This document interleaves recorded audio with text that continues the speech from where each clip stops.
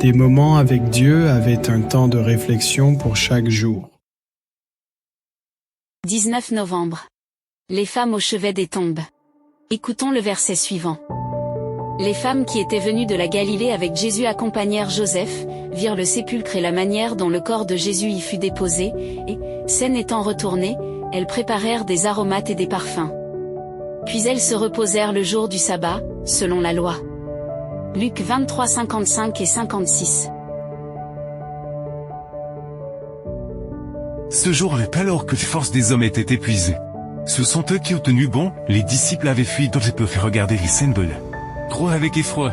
Mais les femmes qui aimaient Jésus qui ont accompagné sur Calvaire se sont tenues au pied de la croix pour marcher jusqu'au tombeau pour veiller sur le corps du Christ soit traité comme il se doit. Ils ont été les derniers à quitter le tombeau. Ils ont vu comme plusieurs soldats brûlent des pierres sur le tombeau. Et quand le sabbat arrive, ils sont allés le garder, d'exil pour l'occasion. Ils retournèrent au tombeau pour voir le corps de Jésus. Les disciples étaient dispersés et découragés. Mais ils sont venus de différents endroits pour mettre de nouvelles épices et de nouveaux onguents sur le corps de Jésus. Leur courage n'était pas épuisé, leur cœur souffrait aussi. Mais leur amour était plus fort qu'ils étaient faits pour Jésus. Ils ont donc été les premiers à recevoir la bonne nouvelle. Des anges venus du ciel leur ont annoncé que Jésus était ressuscité, et c'est avec joie qu'elles sont allées annoncer la nouvelle aux disciples attristés. Lorsque le cœur des hommes s'est affaibli, Dieu a utilisé des femmes pour les réconforter en leur annonçant la résurrection.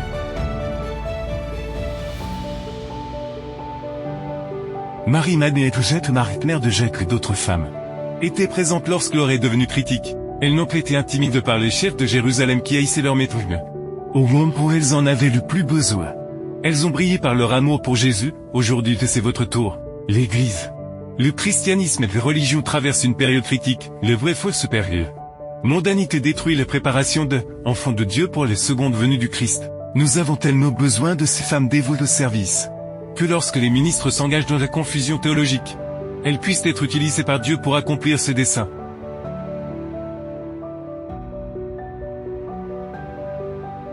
La troisième fois, le message leur fut envoyé. Après être monté vers le Père, Jésus apparut aux autres femmes en disant « Je vous salue ». Elles s'approchèrent, lui serrèrent les pieds et se prosternèrent devant lui.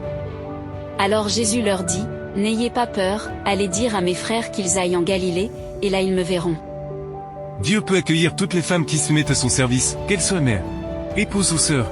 Il y a un vaste champ pour elles dans sa vigne, mais ce ne sont pas n'importe quelles femmes. Elles sont dévouées à son service. Ce sont des femmes de feu. Et Dieu peut les prendre pour que son œuvre continue de croître et de préparer son peuple à sa venue prochaine. Amen. Merci pour écouter cet audio. Nous vous invitons à partager avec votre. Contactez et visitez le site web. biblewell.com